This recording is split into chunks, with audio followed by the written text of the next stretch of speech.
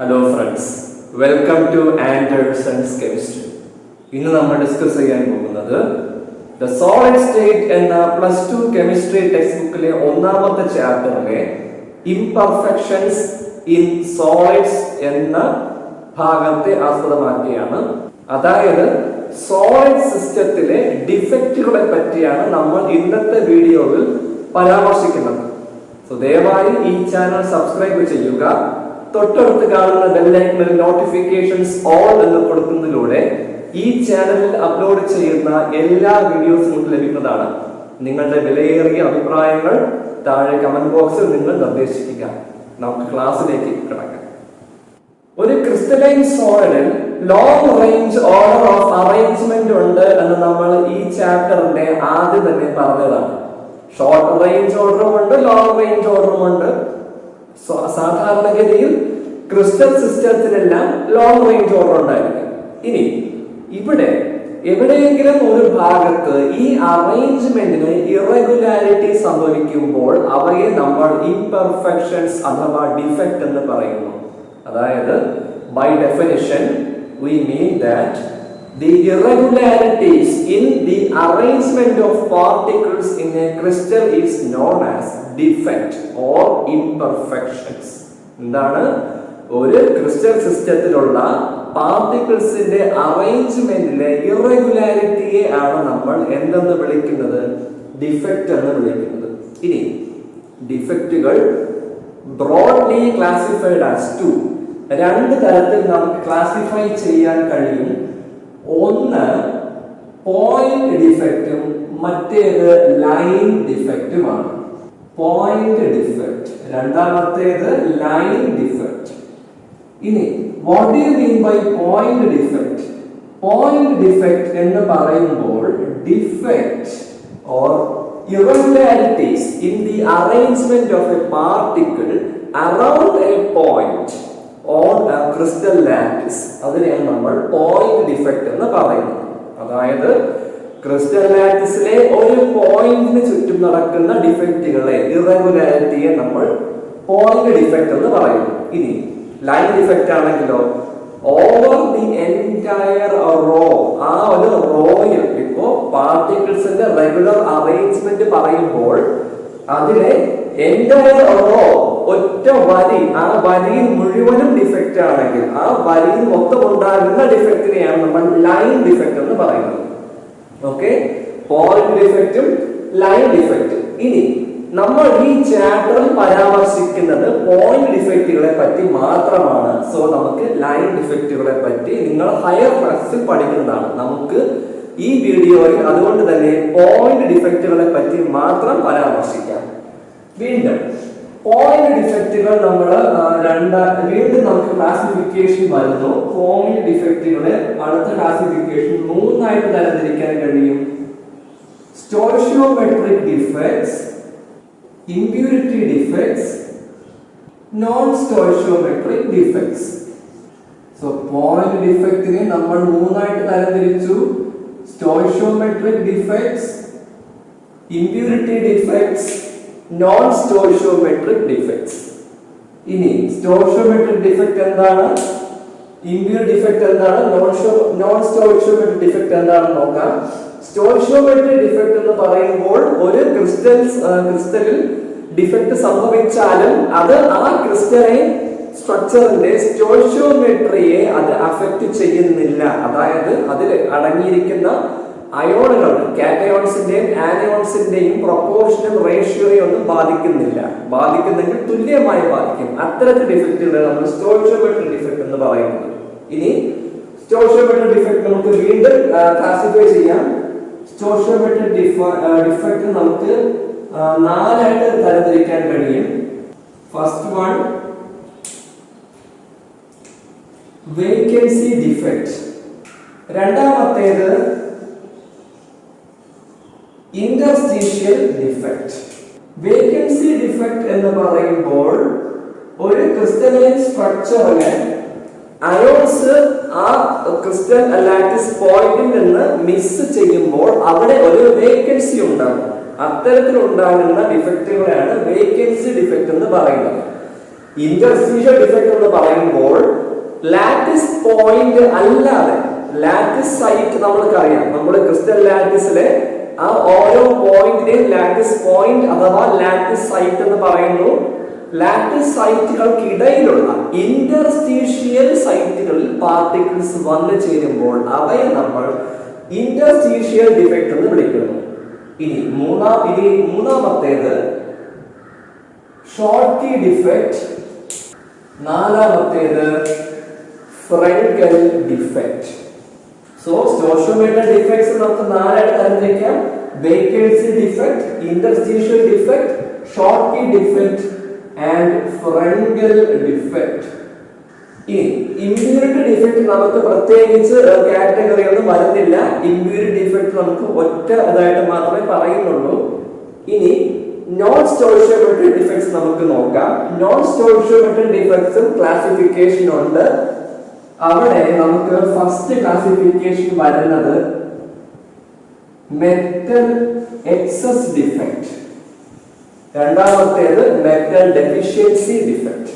Metal അയോണുകൾ കൂടുതൽ കാണുന്നുവെങ്കിൽ ഒരു ക്രിസ്റ്റൽ ലാറ്റിസ് എടുക്കുകയാണെങ്കിൽ അതിൽ പറഞ്ഞിരിക്കുന്ന ഇതിനെക്കാളും മെറ്റൽ അയോണുകൾ കൂടുതൽ കാണുകയാണെങ്കിൽ അത് മെറ്റൽ എക്സസ് ഡിഫക്റ്റ് എന്നും, മെറ്റൽ അയോണുകളുടെ അളവ് കുറവാണെങ്കിൽ അത് മെറ്റൽ ഡെഫിഷ്യൻസി ഡിഫക്റ്റ് എന്ന് പറയുന്നു. എന്താണ്? മെറ്റൽ അയോണുകൾ കൂടുതൽ കാണുന്നെങ്കിൽ അത് മെറ്റൽ എക്സസ് ഡിഫക്റ്റും, മെറ്റൽ അയോൺസിന്റെ അളവ് കുറവാണെങ്കിൽ അത് മെറ്റൽ ഡെഫിഷ്യൻസി ഡിഫക്റ്റും. ഇനി മെറ്റൽ എക്സസ് ഡിഫക്റ്റ് നമ്മൾ വീണ്ടും ക്ലാസിഫിക്കേഷൻ വരുന്നുണ്ട്. മെറ്റൽ എക്സസ് ആകണമെങ്കിൽ അവിടെ രണ്ട് രീതിയിലാണ് മെറ്റൽ എക്സസ് ആകുന്നത്. അതുകൊണ്ട് തന്നെ നമുക്ക് രണ്ട് രീതിയിൽ വീണ്ടും തരംതിരിക്കാൻ കഴിയും. ഒന്ന് metal excess defect due to anionic vacancies. Anionic vacancies അതായത് നെഗറ്റീവ്ലി ചാർജ് ഉള്ള ആനയോൺസ് നഷ്ടമാകുമ്പോൾ അവിടെ വേക്കൻസി ഉണ്ടാകും. അങ്ങനെ നോക്കുമ്പോൾ ആനയോൺസിന്റെ അളവ് കുറയുമ്പോൾ എന്ത് മെറ്റൽ അയോൺസ് കൂടി നിൽക്കുന്നു. അങ്ങനെ ഒരു ക്ലാസിഫിക്കേഷൻ.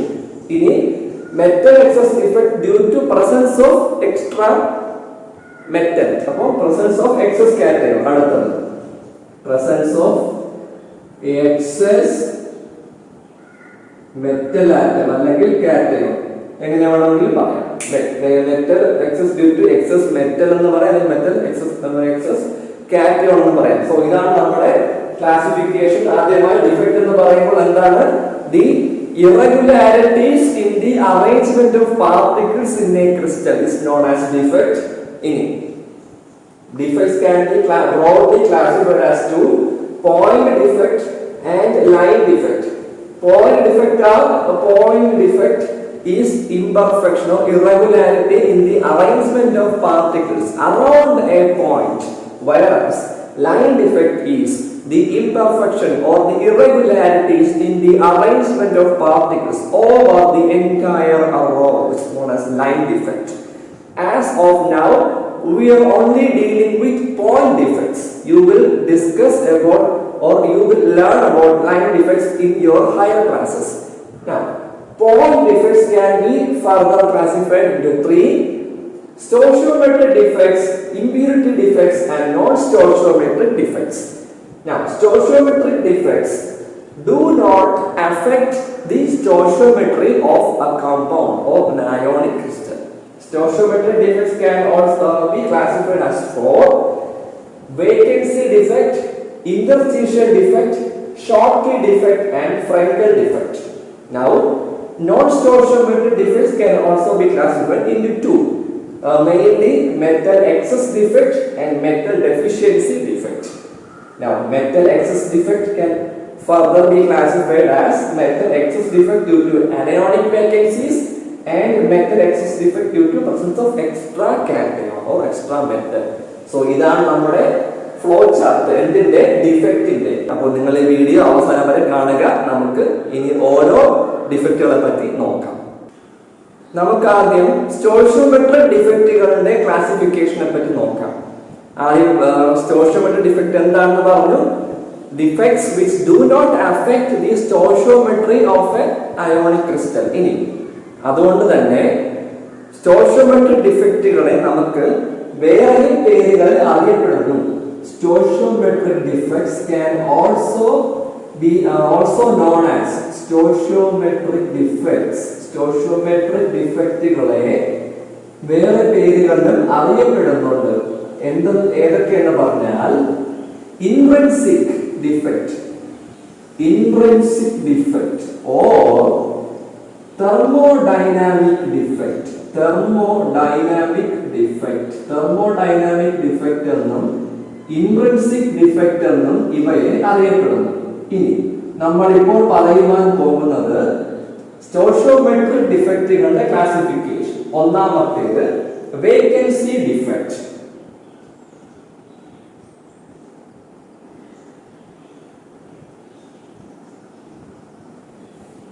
വേക്കൻസി ഡിഫക്റ്റുകളിൽ പേര് സൂചിപ്പിക്കുന്നത് പോലെ തന്നെയാണ് ക്രിസ്റ്റൽ ലാറ്റിസിലെ ലാറ്റിസ് പോയിന്റുകളിൽ വേക്കൻസി ഉണ്ടാകുമ്പോൾ അതിനെ വിളിക്കുന്ന പേരാണ് വേക്കൻസി ഡിഫക്റ്റ്. അതായത് if the lattice points, some of the lattice points in a crystal lattice are vacant, then that defect is known as a vacancy defect. ഇപ്പോ ഉദാഹരണം നമുക്കിപ്പോ ഒരു ക്രിസ്റ്റൽ ലാറ്റിസ് എടുക്കാം. സപ്പോസ് പാർട്ടിക്കിൾസ് ഇങ്ങനെ അറേഞ്ച് ചെയ്തിരിക്കുന്നിരിക്കട്ടെ. ഇത് particles ആണ്. ഞാൻ ഈ വരയ്ക്കുന്നതെല്ലാം അതിന്റെ എക്സാക്ട് പോയിന്റ്സ് ആണ്. അതായത് ലാറ്റിസ് സൈറ്റുകളെയാണ് ഞാൻ ഇവിടെ റൗണ്ടിൽ കൊടുത്തിരിക്കുന്നത്. അപ്പോ ഇവിടത്തെ ഏതെങ്കിലും ഒരു ലാറ്റിസ് സൈറ്റിൽ ഒരു പാർട്ടിക്കിൾ ഇപ്പൊ ഇവിടെ മിസ്സായി. അപ്പൊ ഇതെന്താണ് ഇവിടെ? ഇവിടെ നമുക്കൊരു വേക്കൻസി വന്നു. മനസ്സിലായോ? ഞാൻ സർക്കിൾസ് കൊടുത്തിരിക്കുന്നത് ലാറ്റിസ് പോയിന്റ്സ് ആണ്. ആ ലാറ്റിസ് പോയിന്റിൽ ഒരു പാർട്ടിക്കിൾ മിസ്സായാൽ അവിടെ ആ ലാറ്റിസ് പോയിന്റിൽ നമുക്ക് ഒരു വേക്കൻസി വരുന്നു. സോ അത്തരത്തിലുള്ള ഡിഫക്റ്റുകളെയാണ് നമ്മൾ വേക്കൻസി ഡിഫക്റ്റ് എന്ന് പറയുന്നത്. ക്ലിയർ? രണ്ടാമത്തെ ക്ലാസിഫിക്കേഷൻ നമുക്ക് നോക്കാം. ഇനി രണ്ടാമത്തെ നമുക്ക് നോക്കാം interstitial defect. Interstitial defect, interstitial defect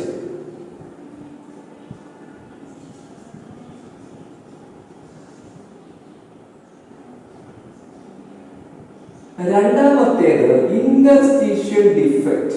interstitial defect എന്ന് പറയുമ്പോൾ ക്രിസ്റ്റൽ ലാറ്റിസ്, ആ ലാറ്റിസില് ലാറ്റിസ് പോയിന്റുകൾക്കിടയിലുള്ള ഇന്റർസ്റ്റീഷ്യൽ സൈറ്റുകളിൽ പാർട്ടിക്കിൾസ് ഓക്യുപ്പൈ ചെയ്യുമ്പോൾ if the particles occupy at the interstitial sites, then that defect is known as interstitial defect. ഞാൻ ഇന്റർസ്റ്റീഷ്യൽ ഡിഫക്റ്റിനെ വരച്ച് കാണിക്കുകയാണെങ്കിൽ suppose ഞാൻ നേരത്തെ എടുത്തതുപോലെ ഇതെന്ന് പറയുന്നത് ഓരോ പാർട്ടിക്കിൾസ് ആണ്.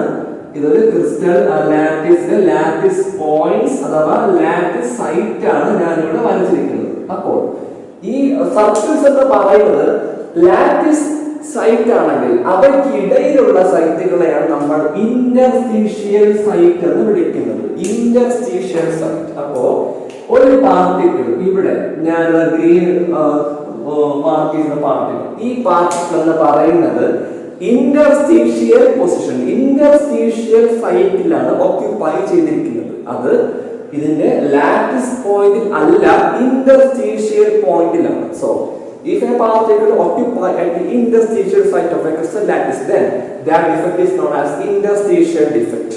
ഇത് ക്ലിയർ ആയല്ലോ? ഇനി നമ്മൾ അടുത്ത് പറയാൻ പോകുന്നത് ഒറ്റ ഡിഫക്റ്റിൽ തന്നെ നമുക്ക് വേക്കൻസി ഡിഫക്റ്റും ഇന്റർസ്റ്റീഷ്യൽ ഡിഫക്റ്റും വരുന്നു. അത്തരത്തിൽ ഉള്ള ഡിഫക്റ്റിനെ പറ്റിയാണ് പറയാൻ പോകുന്നത്. That is called Frenkel defect. മൂന്നാമത്തെ ഡിഫക്റ്റ് എന്ന് പറയുന്നത് ഫ്രങ്കൽ ഡിഫക്റ്റ് ആണ്. This defect is shown by ionic solids having smaller cations and larger anions. വലിയ ആനയോൺസും ചെറിയ കാറ്റയോൺസും ഉള്ള അയോണിക് സോളിഡ്സ് ആണ് ഫ്രങ്കൽ ഡിഫക്റ്റ് കാണിക്കുന്നത്. ഈ ഫ്രങ്കൽ ഡിഫക്റ്റ് ഞാൻ പറഞ്ഞു, നമുക്ക് അവിടെ ആ ഡിഫക്റ്റിനകത്ത് തന്നെ ഒരു വേക്കൻസി ഡിഫക്റ്റും ഒരു ഇന്റർസ്റ്റീഷ്യൽ ഡിഫക്റ്റും നടക്കുന്നു. അത് എങ്ങനെയാണ് നമുക്ക് നോക്കാം. ആദ്യം ഞാൻ പതിവ് പോലെ ക്രിസ്റ്റൽ പാർട്ടിക്കിൾസിനെ വരച്ച് കാണിക്കാം. ഈ പാർട്ടിക്കിൾസ് എന്താണ്? അതിന്റെ ലാറ്റിസ് പോയിന്റ്സ് ആണ്. സോ ഈ ലാറ്റിസ് പോയിന്റുകളിൽ ഉള്ള പാർട്ടിക്കിൾസ്, ഒരു പാർട്ടിക്കിൾ ഇപ്പോ ഈ കാണുന്ന പാർട്ടിക്കിൾ, ഇവിടത്തെ ഈ പാർട്ടിക്കിൾ ഇവിടെ നിന്ന് മിസ്സായി. അപ്പോൾ ഇവിടെ എന്ത് സംഭവിച്ചു? ഇവിടെ ഒരു വേക്കൻസി ഡിഫക്റ്റ് വന്നു. ഇനി ആ പാർട്ടിക്കിൾ എവിടേക്ക് പോകുന്നു? ഇന്റർസ്റ്റീഷ്യൽ സൈറ്റിലേക്ക് പോകുന്നു. അപ്പോൾ ഇന്റർസ്റ്റീഷ്യൽ ഡിഫക്റ്റ് എങ്ങനെയാണ്?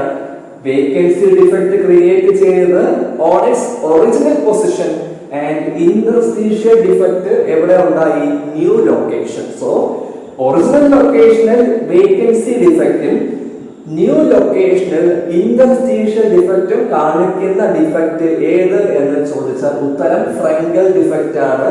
By definition, this defect is shown by ionic solids having smaller cation and larger anion. This defect occurs when a cation is missing from the lattice site and occupying the interstitial site. Clear? ഇനി Frenkel defect കാണിക്കുന്ന ionic സോളിഡ്സിന്റെ examples നിങ്ങൾ note ചെയ്തോളൂ. Examples: zinc sulphide, AgCl, AgBr, AgI. Zinc sulfide, silver chloride, silver bromide and silver iodide. ഈ examples ആണ് ഫ്രങ്കൽ defect കാണിക്കുന്നത്. ഇവയ്ക്കൊപ്പം എന്താവണം? ഇവയുടെ cation size ചെറുതും ആനയോൺ സൈസ് വലുതുമാണ്. അതുകൊണ്ടാണ് ഇവ ഇങ്ങനെ കാണിക്കുന്നത്. അപ്പോൾ ഫ്രങ്കൽ ഡിഫക്റ്റ് കാണിക്കാനുള്ള കണ്ടീഷൻ എന്താണ്? കാറ്റയോൺ സൈസ് ചെറുതായിരിക്കണം, ആനയോൺ സൈസ് വലുതായിരിക്കണം. നിങ്ങൾക്ക് ക്ലിയർ ആയി വിശ്വസിക്കുന്നു. നമുക്ക് അടുത്ത ഡിഫക്റ്റിലേക്ക് പോകാം. നാലാമത്തെ ഡിഫക്റ്റ് വരുന്നതിന്റെ പേര് Schottky defect. Okay, Schottky defect. ഇനി ഷോർട്ട് കീ ഡിഫക്റ്റ് എന്ന് പറയുന്നത് എന്താണെന്ന് പറഞ്ഞാൽ this defect occurs when equal number of anions and cations are missing from a crystal lattice. എന്താണ്? This defect occurs when equal number of anions and cations are missing from a crystal. അപ്പോൾ നമുക്ക് ആ defect എങ്ങനെയാണെന്ന് നോക്കാം. Suppose ഞാനിപ്പോൾ ഇവിടെ ions ഉണ്ട്, cations anions ഉണ്ടല്ലോ. So cation, anion. ഓക്കെ, ഇതാണ് നമ്മുടെ അറേഞ്ച്മെന്റ്. പോസിറ്റീവ് നെഗറ്റീവ് പാർട്ടിക്കിൾസ് ഇവിടെ അറേഞ്ച് ചെയ്തിട്ടുണ്ട് അയോൺസ്. ഇനി ഷോർട്ട് കീ ഡിഫക്റ്റ് എന്ന് പറയുന്നത് equal number of cations and anions are missing from the lattice site. ഇപ്പോൾ സപ്പോസ് ഇപ്പൊ നമുക്ക് ഇവിടെ ഈ കാണുന്ന നെഗറ്റീവ് ചാർജ് ഉള്ള ഒരു ആനയോൺ മിസ്സിംഗ് ആണെങ്കിൽ അതുപോലെ അതേ നമ്പർ ഓഫ് പോസിറ്റീവ് ചാർജ് ഉള്ള അയോൺ മിസ് ആവണം. അപ്പോൾ നമുക്ക് ഇവിടെ ഒരു ആനയോൺ മിസ് ആണെങ്കിൽ ഒരു കാറ്റയോൺ മിസ് ചെയ്യണം.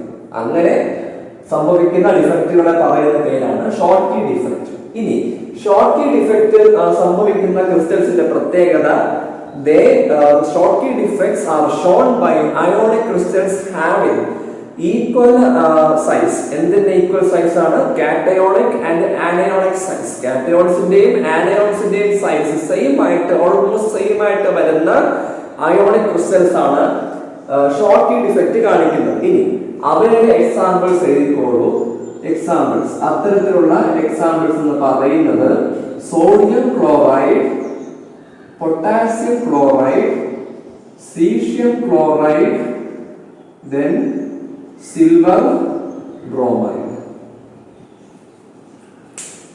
ഇവിടെ എന്താണ്? Sodium chloride, potassium chloride, caesium chloride, silver bromide.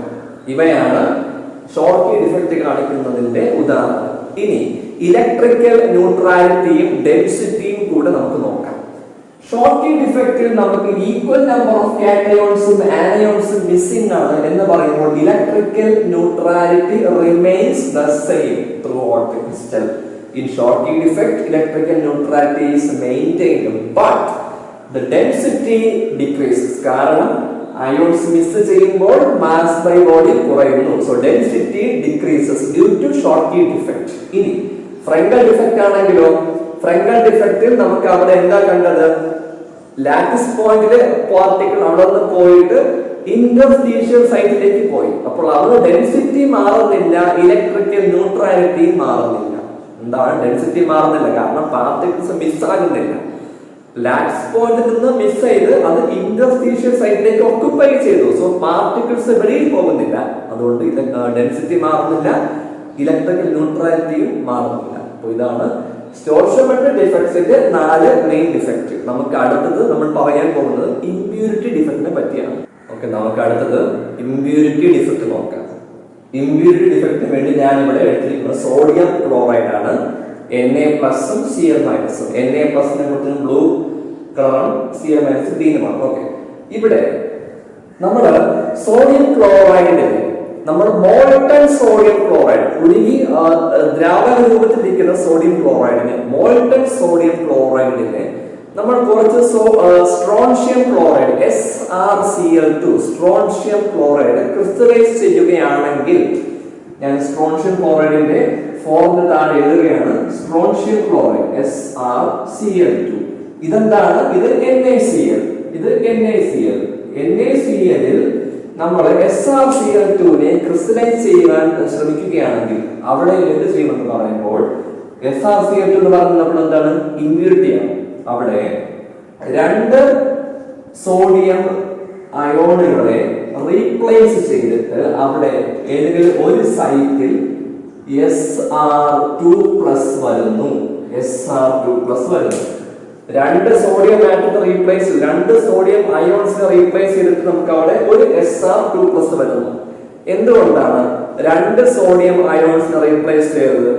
Sr എന്ന് പറയുന്നത് 2+ ആണ്, സോഡിയം 1+ ആണ്. അപ്പോൾ same charge, electrical neutrality maintain ചെയ്യുവാനായിട്ടാണ് അവിടെ സോഡിയം 2 അയോണുകളെ 2 സോഡിയം അയോണുകളെ സ്ട്രോൺഷ്യം റീപ്ലേസ് ചെയ്തത്. So as to maintain the electrical neutrality. അപ്പോൾ എന്താണ് ഇമ്പ്യൂരിറ്റി ഡിഫക്റ്റ് എന്ന് പറയുന്നത്?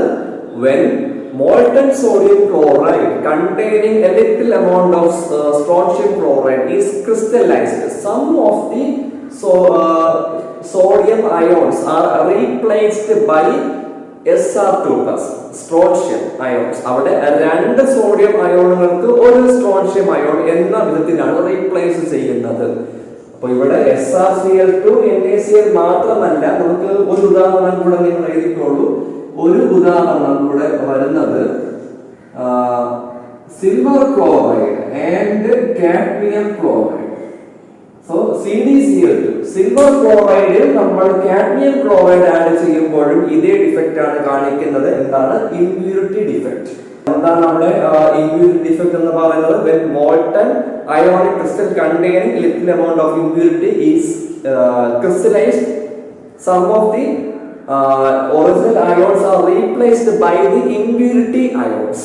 നമുക്കിനി അടുത്തത് നോൺ സ്റ്റോയിച്ചിയോമെട്രിക് ഡിഫക്റ്റ് എന്താണെന്ന് നോക്കാം. ഇനി നോൺ സ്റ്റോയിച്ചിയോമെട്രിക് ഡിഫക്ട്സ് എന്താണെന്ന് നോക്കാം. സ്റ്റോയിച്ചിയോമെട്രിക് ഡിഫക്റ്റ് നമ്മൾ എന്താ പറഞ്ഞത്? Defects which do not disturb the stoichiometry of an ionic compound. എന്നാൽ some crystals some defects affect the stoichiometry of a ionic compound. Ionic compound അടങ്ങിയിരിക്കുന്ന കോൺസ്റ്റിറ്റ്യൂവൻസ് ആയിട്ടുള്ള അയോൺസിന്റെ എണ്ണത്തെ, അവയുടെ എണ്ണത്തിന്റെ പ്രൊപ്പോർഷനെയും റേഷ്യോയൊക്കെ അഫക്റ്റ് ചെയ്യും ചില ഡിഫക്റ്റുകൾ. അത്തരം ഡിഫക്റ്റുകളെയാണ് നമ്മൾ എന്തെന്ന് വിളിക്കുന്നത്? നോൺ സ്റ്റോയിച്ചിയോമെട്രിക് ഡിഫക്ട്സ് എന്ന് വിളിക്കുന്നത്. ഇനി നോൺ സ്റ്റോയിച്ചിയോമെട്രിക് ഡിഫക്റ്റിലെ ഒന്നാമത്തെ നമുക്ക് നോക്കാം, metal excess defect. Metal excess defect നമ്മൾ 2 രീതിക്ക് പറഞ്ഞു. Metal excess defect due to anionic വേക്കൻസിയും presence of extra cation. Metal excess defect due to anionic vacancies.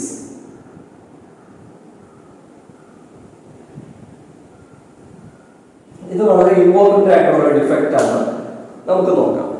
ആദ്യം സോഡിയം ക്ലോറൈഡിനെ നമ്മൾ സോഡിയം വേപ്പറിന്റെ പ്രസൻസിൽ ഹീറ്റ് ചെയ്യുകയാണെന്ന് കരുതുക. എന്താണ്? നമ്മൾ സോഡിയം ക്ലോറൈഡ് ക്രിസ്റ്റൽ എടുക്കുകയാണ്. സോഡിയം ക്ലോറൈഡ് ക്രിസ്റ്റലിനെ നമ്മൾ ഇൻ പ്രസൻസ് ഓഫ് സോഡിയത്തിന്റെ വേപ്പറിൽ നമ്മൾ ഹീറ്റ് ചെയ്യുകയാണെന്ന് കരുതുക. അപ്പോൾ ഞാൻ ആദ്യം സോഡിയം ക്ലോറൈഡ് ക്രിസ്റ്റൽ ഞാൻ വരയ്ക്കാം. സോ നമ്മളിവിടെ സോഡിയം ക്ലോറൈഡ് ക്രിസ്റ്റൽ വരച്ചു കഴിഞ്ഞു. Na+ഉം Cl- അയോൺസിന്റെ റെഗുലർ ആയിട്ട് അറേഞ്ച് ചെയ്തിട്ടുണ്ട്. ഈ Na+ഉം Cl- പറയുന്ന സോഡിയം ക്ലോറൈഡ് ക്രിസ്റ്റൽ നമ്മൾ എന്ത് ചെയ്യുന്നു? Is heated in presence of sodium വേപ്പറിന്റെ പ്രസൻസ് നമ്മൾ ഹീറ്റ് ചെയ്യുകയാണ്. സോ സോഡിയം വേപ്പർ ഇങ്ങനെ പോവുകയാണ്. ഇവിടെ സോഡിയം വേപ്പർ നമ്മൾ ഹീറ്റ് ചെയ്യുമ്പോൾ sodium undergoes oxidation. So sodium undergoes oxidation. What do you mean by oxidation? Oxidation by means here losing of electrons. അപ്പോൾ നമുക്ക് സോഡിയം ക്ലോറൈഡ് ഇലക്ട്രോൺ ലൂസ് ചെയ്യുമ്പോൾ equation എഴുതാം Na gives Na plus electron. Okay, Na പ്ലസും ഇലക്ട്രോണുമായിട്ട് മാറുന്നു. ഇനി ഈ Na plus എന്ത് ചെയ്യുമെന്ന് പറഞ്ഞാൽ ക്രിസ്റ്റലിന് അകത്തുള്ള, ക്രിസ്റ്റലിന് സർഫസ് അല്ല അകത്തുള്ള Cl minus ions, the Cl minus ion diffuse to the surface of the crystal. എന്ത് ചെയ്യുന്നു? ഈ കാണുന്ന ക്ലോറൈഡ് അയോൺ സർഫസിലേക്ക് ഡിഫ്യൂസ് ചെയ്യുകയും സോഡിയം ഓക്സിഡേഷൻ വഴി ഉണ്ടാകുന്ന സോഡിയം പ്ലസുമായിട്ട് കമ്പൈൻ ചെയ്ത് സോഡിയം ക്ലോറൈഡ് ആയിട്ട് അത് സർഫസിൽ ഡിഫ്യൂസ് ചെയ്യുന്നു. സർഫസിൽ സോഡിയം Na പ്ലസും ഈ കാണുന്ന Na പ്ലസും ഈ കാണുന്ന Cl മൈനസും ഇവിടെ സർഫസിൽ അത് ഡിഫ്യൂസ് ചെയ്യുന്നു. അങ്ങനെ നമുക്ക് ഈ സൈറ്റിൽ ഒരു വേക്കൻസി വരുന്നു. ക്ലിയർ ആയോ? സോഡിയം വേപ്പർ നമ്മൾ പ്രസൻസിൽ ഹീറ്റ് ചെയ്തപ്പോൾ sodium undergoes oxidation to give sodium plus Na plus and 1 electron. ഇനി സർഫസ് ക്രിസ്റ്റലിനകത്തുള്ള ക്ലോറൈഡ് എന്ത് ചെയ്യുന്നു? The chloride ion diffuse to the surface of the crystal and combine with the sodium ion to form sodium chloride. Sodium chloride ആയിട്ട് അത് സർഫസിൽ diffuse ചെയ്യുന്നു. ഇനി നമുക്ക് ഇവിടെ ഒരു വേക്കൻസി വന്നു. ഈ വേക്കൻസി എന്ന് പറയുന്നത് ഈ ഇലക്ട്രോൺ ക്യാപ്ചർ ചെയ്യുന്നു. സോ ദിസ് ഇലക്ട്രോൺ, ഈ ഇലക്ട്രോൺ ഇവിടെ ഈ സൈറ്റിൽ ഓക്യുപ്പൈ ചെയ്യുന്നു. അപ്പൊ ഇവിടെ ഇലക്ട്രോൺ, ഈ ഇലക്ട്രോൺ ക്രിസ്റ്റൽ ലാറ്റിസിലുണ്ടായ വേക്കൻസിയിൽ അത് ഓക്യുപ്പൈ ചെയ്യുന്നു. That electron is trapped. ഈ ഇലക്ട്രോൺ trapped ആണ്. ഇനി അത്തരത്തിലുള്ള ഇലക്ട്രോണുകളുള്ള സെന്റേഴ്സിനെ നമ്മൾ F സെന്റർ എന്ന് വിളിക്കുന്നു. F centre. അപ്പോ F സെന്ററിൽ ഉള്ള ഇലക്ട്രോണിനെ എന്ത് വിളിക്കുന്നു? F centred electron. ഇതിനെ F സെന്റേർഡ് ഇലക്ട്രോൺ എന്ന് വിളിക്കുന്നു. ഇനി F എന്ന് പറഞ്ഞാൽ എന്താണ്? F എന്ന് പറയുമ്പോൾ it stands Farbenseiter. It's a German word. Farbenseiter, which means color. Color എന്നാണ്, നിറം എന്നാണ് Farbenseiter എന്ന ജർമ്മൻ പദത്തിന്റെ അർത്ഥം. അതിൽ നിന്നാണ് F സെന്റർ എന്ന വാക്ക് ഉണ്ടാക്കിയിരിക്കുന്നത്. എന്തുകൊണ്ടാണ് ഇതിനെ കളർ എന്ന് പറയാൻ കാരണം? ഈ ട്രാപ്പ് ആയ ഇലക്ട്രോൺ നമ്മൾ ഹീറ്റ് ചെയ്യുകയാണല്ലോ. സോ എനർജിയെ അബ്സോർബ് ചെയ്തിട്ട് അത് എമിറ്റ് ചെയ്യുന്നു. They emit radiation in the form of light. ഇനി സോഡിയത്തിന്റെ എനർജി ഫ്രീക്വൻസി ആയതുകൊണ്ട് സോഡിയം വേപ്പറിൽ എനർജി ഫ്രീക്വൻസി എമിറ്റ് ചെയ്യുന്ന ഇലക്ട്രോൺ ആയതുകൊണ്ട് it emits yellow light. It emits yellow light. Yellow color, yellow light ആണ് emit ചെയ്യുന്നത് ഈ ഇലക്ട്രോൺ. ഈ ഇലക്ട്രോൺ എമിറ്റ് ചെയ്യുന്നത് എന്താണ്? യെല്ലോ ലൈറ്റ് ആണ്. അപ്പോ ക്വസ്റ്റ്യൻ നിങ്ങൾക്ക് ചോദിക്കാൻ സാധ്യത എന്ന് പറയുന്നത് when sodium chloride is heated in the presence of sodium vapor, or if sodium chloride is heated under the atmosphere of sodium vapors, yellow light is observed. Why എന്ന് ചോദിക്കും. അപ്പോൾ നിങ്ങൾ ഈ എക്സ്പ്ലനേഷൻ ആണ് കൊടുക്കേണ്ടത്. എന്താണ് കാരണം? When sodium chloride is heated under the atmosphere of sodium vapor, the sodium vapor undergoes oxidation to lose 1 electron and sodium ion is formed. The chloride ion diffused to the surface of the crystal and combines with sodium ion to form sodium chloride. Now, this electron, the electron formed during the oxidation diffuse into the crystal and occupy the vacant site. And that electron is responsible for emitting yellow light. ഇതാണ് ഇതിന്റെ reason. So sodium chloride ആണെങ്കിൽ yellow light. വേറെ examples ചോദിക്കും. Potassium chloride ആണെങ്കിൽ it shows lilac എന്ന കളറാണ്. Potassium chloride നിന്ന് നമുക്ക് ഒബ്സർവ് ചെയ്യുന്നത് is heated under the presence of potassium vapour. അപ്പൊ നമുക്ക് ലൈലാക്ക് കളർ ഒബ്സർവ് ചെയ്യും. ലൈലാക്ക് എന്ന് പറയുന്നത് പർപ്പിളിന്റെ വേറെ ഒരു ഷെയ്ഡാണ്. നിങ്ങൾക്ക് ഇന്ന് പഠിപ്പിച്ചത് ഇത്രയും മനസ്സിലായി വിശ്വസിക്കുന്നു. So metal excess deficiency due to cationic vacancy എന്ന് പറഞ്ഞു കഴിഞ്ഞു. അടുത്ത് പറയാൻ പോകുന്നത് metal excess defect due to presence of extra cations. Okay, അടുത്തത് metal excess defect due to presence of extra cations at interstitial sites. ഇവിടെ നമ്മൾ പറയാൻ പോകുന്ന ഉദാഹരണം സിങ്ക് ഓക്സൈഡിനെ പറ്റിയാണ്. When zinc oxide is taken, zinc oxide is colorless, is white in color at room temperature. നമ്മുടെ atmosphere അല്ലെങ്കിൽ room temperature ഇതിന്റെ നിറം എന്ന് പറയുന്നത് വൈറ്റ് ആണ്. Then when zinc oxide നമ്മൾ ഹീറ്റ് ചെയ്യുകയാണെങ്കിൽ it loses electrons to form a zinc ion. zinc ion-നെ അത് ഫോം ചെയ്യുന്നു. So Zn2+. പിന്നെ എന്ത് പറഞ്ഞു? ഇലക്ട്രോൺസ് അത് റിമൂവ് ചെയ്യുന്നു. നമുക്ക് ഇക്വേഷൻ ബാലൻസ് ചെയ്യാം.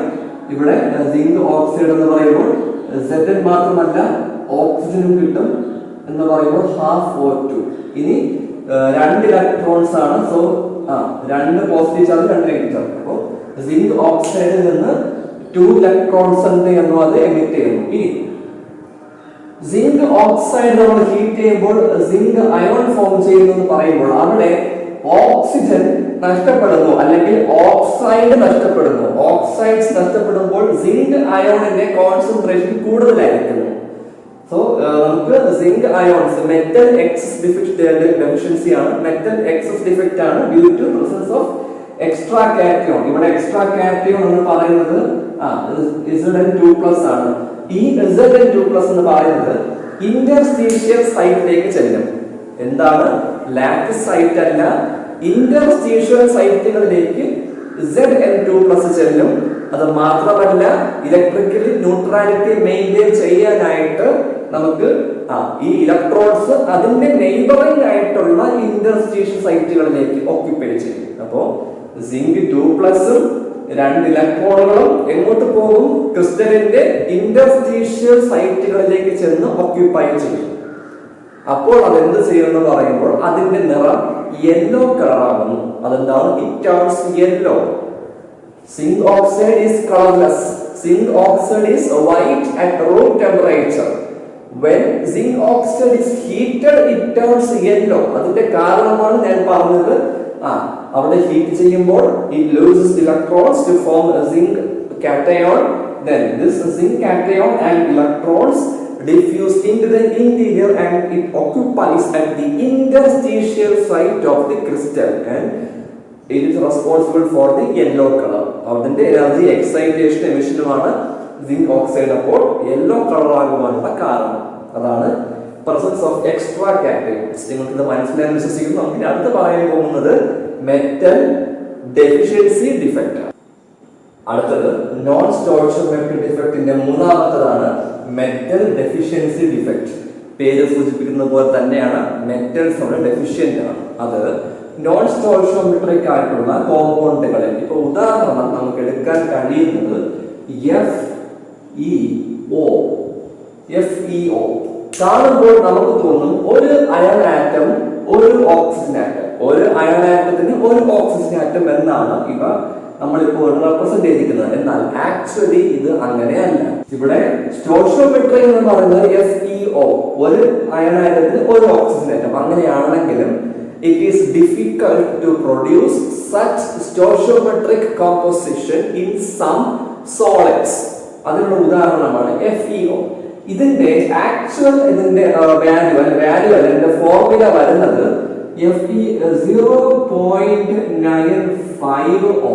എന്താണ് 0.95O എന്ന് നിങ്ങൾക്ക് തോന്നും. ഇവിടെ നിങ്ങൾക്ക് 0.95 എന്ന് പറയുമ്പോൾ ഇത് മനസ്സിലാകണമെന്നില്ല. എന്നാൽ ഞാൻ ഇതിനെ വേറെ ഒരു രീതിയിൽ എഴുതാം. FeO 100 ഓക്സിജൻ ആറ്റംസ് 100 ആണെങ്കിൽ 100 oxygen atoms 95 iron atoms are available. അതാണ് ഇതിന്റെ മീനിങ്. അപ്പോൾ ഇവിടെ ഒരു ഓക്സിജൻ ആറ്റം ആണെങ്കിൽ 0.95 അയൺ ആറ്റം. 100 ഓക്സിജൻ ആറ്റം ആണെങ്കിൽ അവിടെ 100 അയൺ ആറ്റം വരുന്നില്ല, 95 അയൺ ആറ്റംസ് വരുന്നുള്ളൂ. ഇതിന്റെ റേഞ്ച് എന്ന് പറയുന്നത് യൂഷ്വലി Fe എന്ന് പറയുന്നത് 0.93 to 0.96 വരെയാണ് ഇതിന്റെ റേഞ്ച് വരുന്നത്. 0.93 മുതൽ 0.96 വരെ വേരി ചെയ്യാം. അതില് 0.95 വരെ. ഇതെങ്ങനെയാണ് വരുന്നത്? 100 ഓക്സിജൻ ആറ്റത്തിന് 95 വരുന്നുള്ളൂ. അത്രയും ചെറിയ ലെസർ ക്വാണ്ടിറ്റി ആയിട്ട് മാറുന്നുണ്ട്. അതുകൊണ്ടാണ് ഇതിനെ നമുക്ക് ഇങ്ങനെ നമ്മൾ ഒരു ഡെസിമൽ ആയിട്ട് റെപ്രസെന്റ് ചെയ്യുന്നത്. ഇനി ഇത് എങ്ങനെയാണ് സംഭവിക്കുന്നത് ഞാൻ അതൊന്ന് കാണിക്കാം. ഇപ്പൊ ഉദാഹരണം ഫോർ എക്സാമ്പിൾ ഞാനിത് മാറ്റുകയാണ്. ഇതെങ്ങനെയാണ് ഈ ഫ്രാക്ഷൻ വരുന്നത് നമുക്ക് നോക്കാം. അവിടെ ഏതെങ്കിലും സ്റ്റേബിൾ ആകുമോ എന്നുള്ള ചോദ്യങ്ങൾ നിങ്ങൾക്ക് വരും. നമുക്ക് പരിശോധിക്കാം. ആദ്യം Fe ചാർജ് എന്താണ്? 2+, ഓക്സൈഡ് 2-. വീണ്ടും നമുക്ക് Fe 2+, ഓക്സിജൻ 2-. വീണ്ടും Fe 2+, O 2-. again Fe 2+, oxygen 2-. ഇവിടെ total number of negative charges നമുക്ക് നോക്കാം. 2, 4, 6, 8. സോ 8 നെഗറ്റീവ് ചാർജ് ഉണ്ട്, 8-. ഇനി അയൺ ആറ്റത്തിന്റെ സ്റ്റേറ്റ് നോക്കാം. 2, 4, 6, 8. So 8 positive charge and 8 negative charge. So this is electrically neutral. ഇനി എന്തുകൊണ്ടാണ് ഇത്തരത്തിൽ ഡിഫക്റ്റ് വരുന്നത് നോക്കാം. ഇവിടെ ഞാൻ Fe2+നെ 3 Fe2+നെ റീപ്ലേസ് ചെയ്യുകയാണ് റീപ്ലേസിംഗ് വിത്ത് Fe3+. രണ്ട് Fe3+ ഉപയോഗിച്ചിട്ട് ഞാൻ ഈ 3 Fe2+നെ റീപ്ലേസ് ചെയ്യുകയാണെങ്കിൽ നമുക്ക് വീണ്ടും ചാർജ് പരിശോധിക്കാം. 2 + 3 5, 5 + 3 8. കണ്ടോ? നമുക്ക് 2, 4, 6, 8 അങ്ങനെ എടുത്താലും 8 പോസിറ്റീവ് ചാർജ് വരും. എന്നാൽ 2 + 3 5, 5 + 3 എടുക്കുമ്പോൾ നമുക്ക് 8 വരും. അപ്പോൾ sum of the Fe2+ ions are replaced by Fe3+ ions so as to maintain electrical neutrality. Even though the crystal maintains electrical neutrality, the stoichiometry is not proportional. It's not correctly balanced. അത് അവിടെ stoichiometry maintain ചെയ്യുവാൻ അത് fail ചെയ്യുന്നു. It fails to maintain the stoichiometry even though it maintain electrical neutrality. അപ്പോൾ ഇതാണ് ഇതിന്റെ best example. FeO മാത്രമല്ല, നിക്കലിന്റെ ഓക്സൈഡുകളും ചിലപ്പോൾ അങ്ങനെ ഇത്തരത്തിലുള്ള ഡിഫക്റ്റ് കാണിക്കാൻ സാധ്യതയുണ്ട്. ഇതിന്റെ നിങ്ങൾ ഈ കോൺസെപ്റ്റ് മനസ്സിലാക്കിയിരിക്കുക. നിങ്ങൾക്ക് ഇത് ഉള്ള ക്വസ്റ്റ്യൻസ് ഒക്കെ ഉണ്ട്. നമുക്ക് ഈ ചാപ്റ്ററിന്റെ അവസാനം ഇതെല്ലാം നമ്മൾ ചെയ്യുന്നതാണ്. അപ്പോൾ ഇതെന്താണ് മെറ്റൽ ഡെഫിഷ്യൻസി ഡിഫക്റ്റിനകത്ത് വരുന്നതാണ്. അപ്പോൾ നിങ്ങൾക്ക് ഇന്നത്തെ സെക്ഷൻ ഫുള്ള് മനസ്സിലായി എന്ന് ഞാൻ വിശ്വസിക്കുന്നു. ഹലോ ഫ്രണ്ട്സ്, +2 കെമിസ്ട്രി ടെക്സ്റ്റ് ബുക്കിലെ 1ാമത്തെ ചാപ്റ്ററായ ദ സോളിഡ് സ്റ്റേറ്റിൽ ഇംപെർഫെക്ഷൻസ് ഇൻ സോളിഡ്സ് എന്ന സെക്ഷനാണ് നമ്മൾ ഇന്നത്തെ ഈ വീഡിയോയിൽ കൈകാര്യം ചെയ്തത്. നിങ്ങൾക്ക് ഇന്നത്തെ വീഡിയോ മനസ്സിലായി, ഉപകാരപ്രദമായി എന്ന് ഞാൻ വിശ്വസിക്കുന്നു. ദയവായി ഈ ചാനൽ സബ്സ്ക്രൈബ് ചെയ്യുക. തൊട്ടടുത്ത് കാണുന്ന ബെല്ലൈക്കണിൽ നോട്ടിഫിക്കേഷൻസ് ഓൾ എന്ന് കൊടുക്കുന്നതിലൂടെ ഈ ചാനലിൽ അപ്ലോഡ് ചെയ്യുന്ന എല്ലാ വീഡിയോസും നിങ്ങൾക്ക് ലഭിക്കുന്നതാണ്. നിങ്ങളുടെ വിലയേറിയ അഭിപ്രായങ്ങൾ താഴെ കമന്റ് ബോക്സിൽ നിർദ്ദേശിക്കാവുന്നതാണ്. അപ്പോൾ നമുക്ക് അടുത്ത വീഡിയോയിൽ കണ്ടുമുട്ടാം. അതുവരെ എല്ലാവർക്കും ബൈ.